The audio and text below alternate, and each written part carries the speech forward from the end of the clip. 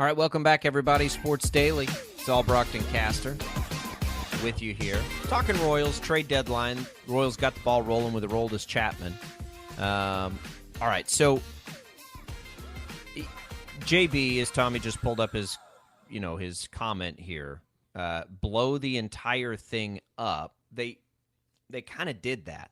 Now I don't like the promotions either, and he doesn't like Piccolo. It doesn't make sense. I get it. I'm sort of with you on that too. It's just the issue for me, Tommy, is, and you asked me to bring up a couple of names who were late bloomers, right, in the Royals organization. So when I first moved here, I came toward the end of Mike Moustakas. Mike Moustakas is a perfect example. Everyone wanted Moustakas out of there when he was having terrible years, batting 230, 212, right? He seemed to be regressing, 22, 23, 24. All of a sudden, 26, he's an all-star. And then he's an all-star two times total there. Sets, at the time, a home run record. Late bloomer. They had every opportunity to trade him for nothing when he was batting 212 because the fans were frustrated with him when he was 23 years old, right? That's a perfect example of why would you trade him for nothing when he's under control? It's not a perfect example because Why? I'm not willing to look back on the players that were part of the championship run as far as reference points. Like, show me a player right now in the last 5 or 6 years. Why are you not willing to look back at those players? Because this is a completely different organization now than it was 7, 8, 9 years ago. I mean, it's not. I mean, it kind of is. Like, the quality and the caliber of players and the way that they are developed is different, right? But it was the same people developing and drafting those players. Dayton Moore drafted both of those guys and developed Dayton Moore's both not of with those the guys. organization anymore. I mean, but he drafted Brady Singer. I don't understand. Like, it literally is the same person. My point is that if you want to actually give me an example of somebody from, I don't know, 2016 or 2017 to now that has actually increased their trade value by being a member of the franchise, then I'll listen to that. But I don't think that there has been. Like, unless I'm missing somebody, have there been players that have been a part of this organization you're missing while they've been point. so bad where they've actually improved their trade value? I don't think that there is. You're missing my point. People were ready to run Mike Moustakas out of town when he was a young player with some upside who wasn't reaching his potential yet. They would have got nothing for Mike Moustakas. Here's another one, and this is a little bit different, but somewhat similar. Luke Hochevar, who does not have a great place in Royals history, right? You know, he eventually turned into a pretty handy player to some pretty critical times for that organization. They had every opportunity to go trade him when his ERA was 6.55 when he was 25 years old. Now, my point is, I'm not saying don't trade guys that have value. If they have value, trade them. I'm fine with that. But those guys that don't have value, that have pedigrees and lots of years of control, what's the point of trading them when they have their absolute lowest value? It cannot get lower than this. And what's the point of letting them hang around where we I know just they're told not you, going to because develop into anything?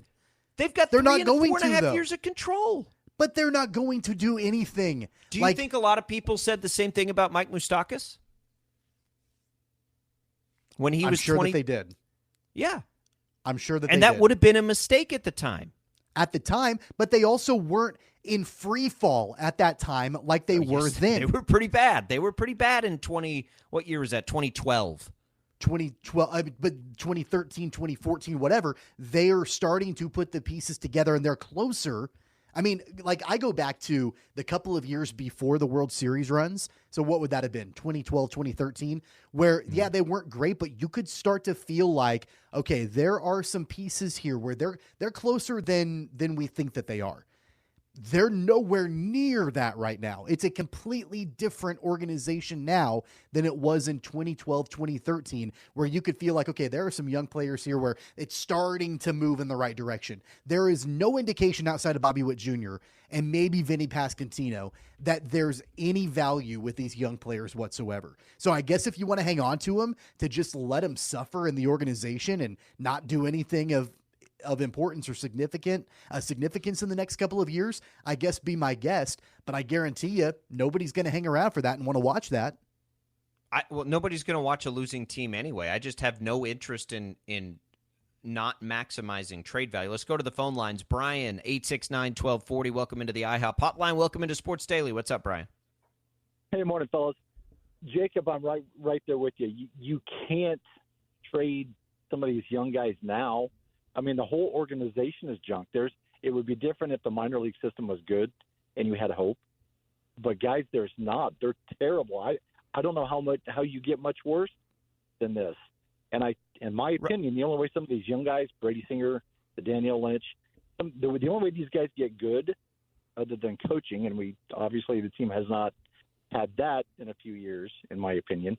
You got to surround them with some veterans that are good and know how to be good major league players. John Sherman's definitely not going to do that.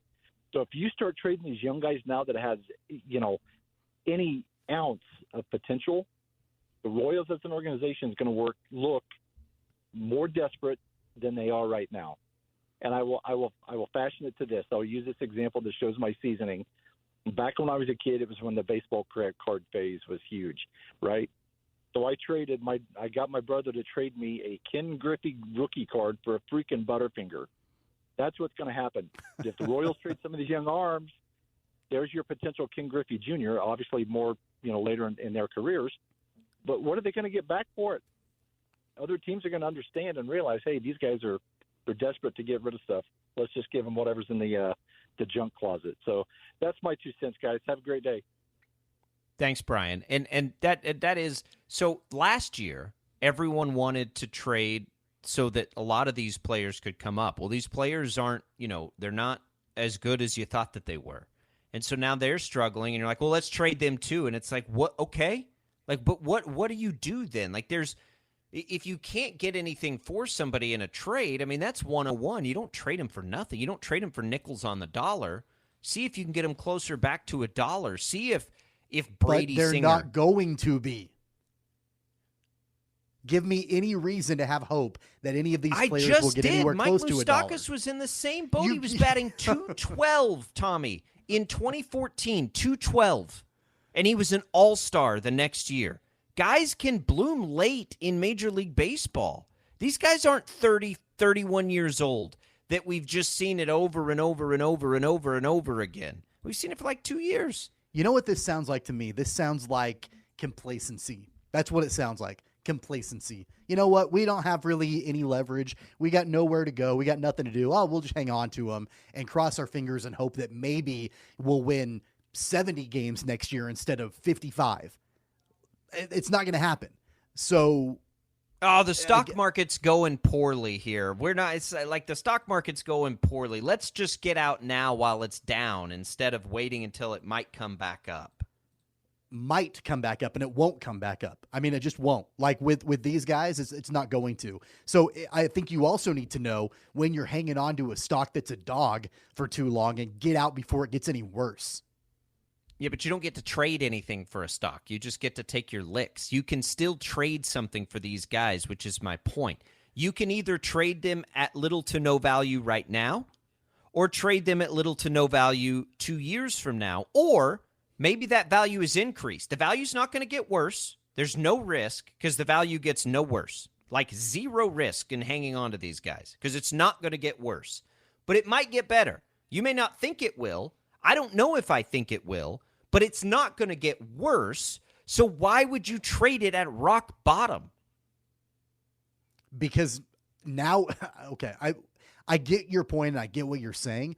But at the end of the day, it would be different for me if I felt like I had any faith whatsoever that any of these players' trade values would get better. I don't feel like any of them will because nobody's given me any indication that they have or that they will. You can throw out a Mike Moustakas example, which is one example, by the way, in the last decade. It's just the first one that popped into my head. I have to try harder. You can throw him out, as much as you want to, but that doesn't give me a lot of hope that, it happened with Mike Moustakas, so it's clearly going to happen with Nick Pratto and MJ Melendez and Kyle Isbell and Brady Singer and You're Daniel misunderstanding. I'm not saying it's going to happen with anything. I'm saying there's a chance that it does, and the alternative is not worse. It's at worst the exact same, but it's not worse.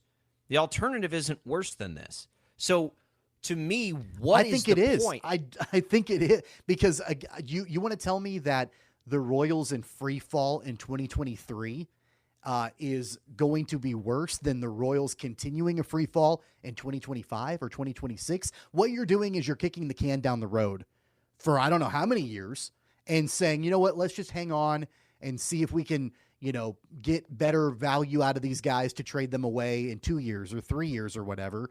And then we're 2 or 3 years further down the line of a rebuild not even happening.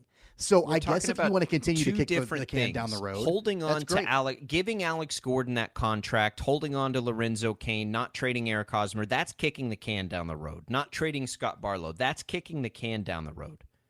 Not trading somebody with 4.5 years of control whose value is as low as it will ever be is not the same thing as that. Those are two very different things. Not trading Salvador Perez might be kicking the can down the road. I'll give you that. Salvador Perez, you can make this case with me when you talk about Salvador Perez, but not about the young guys who don't have their max value, because I'm not sure Salvador Perez's value is going back up. This may be the most value you'll be able to get out of Salvador Perez, and he's an older player. I'm in on that. Okay? It's just not – it doesn't make any business sense to not to get the least possible value intentionally out of players that you can get. They're not blocking anybody. There's nobody knocking on the door behind them. The problem for the Royals is the big league level sucks and the minor league level sucks. That's the issue. So if there's nothing better than those guys getting better, then you don't just do it because you feel like you have to do it. You still have to try and get the best that you can get. Or this is going to continue for 6 more years. So this is what I hear then. I hear, okay, Royals fans, let's hunker down. And it's going to be bad for a while because we're not going to do anything to try to move this forward. We're just going to hang on to everybody that we have because we have control over them. And we'll meet back up here in 3 or 4 years and see where it is. If somebody doesn't offer you anything, if they offer you a pile of crap for your players, then don't take it, because what's the point? Why would you take that offer? It doesn't help you get better. If nothing in a trade for Brady Singer helps you get better, why would you make the trade? It's not going to make the trade. We got some comments on the video section that you can see. We'll try and put those up throughout the way here. It's fascinating. I don't think those young guys are getting traded. Maybe they do. I don't think they are. I think it becomes a question of Salvador Perez, and I think he'll go. I think it becomes a question of any of those other relievers. I do kind of think Carlos Hernandez probably has a little bit of trade value. And then Bobby Witt Jr., because Bobby Witt Jr. obviously is Bobby Witt Jr., but I still, for the same reason, think you wait there too, because I think his value is going to go up. Whether he's a part of your future or not, his value will certainly be, and you want to maximize the value if next year is not going to get any better anyway, and there's nobody on the planet that thinks it is. It is going to be an interesting month. I hate, last year, Tommy, when they had some tradable assets, right? They had Michael A. Taylor was very tradable. Andrew Benintendi was very tradable. They had some tradable assets. They held on to Whit Merrifield. Whit Merrifield's another example of a kick the can down the road guy. But yeah, it's wild, man. It's they're as interesting a team at the deadline with his least interesting amount of players maybe as there is outside of Oakland. There's not a lot there that gets you excited about what the return's going to be. We appreciate all the comments. You can continue to leave them. You can continue to chat it out with us on the IHOP hotline, 869-1240. We'll have that open for one more segment. We'll come back with more Sports Daily right after this.